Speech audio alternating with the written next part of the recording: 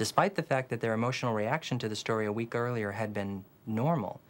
They didn't experience the enhanced memory associated with the emotional reaction that the placebo controls did. So what we seem to have done, what we think we have done, is we snapped the relationship between an emotional reaction and enhanced long-term memory.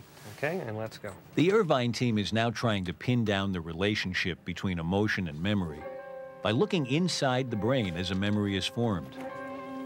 Shannon is left alone to watch 30 minutes of unpleasant images while glucose is injected into her bloodstream.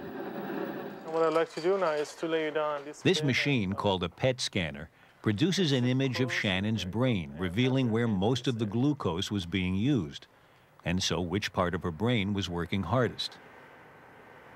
And the region that was most active is an almond-sized structure called the amygdala.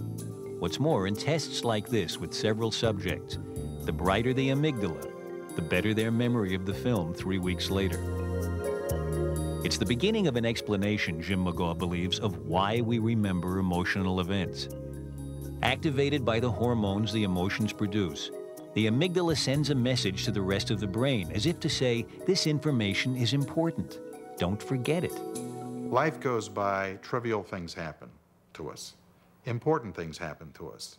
Now, it would make a lot of sense, wouldn't it, because we have a brain that probably has some limited capacity of some kind, wouldn't it be nice to have a brain which stored to a more intense extent those things that are important, and to a lesser extent those things that are trivial?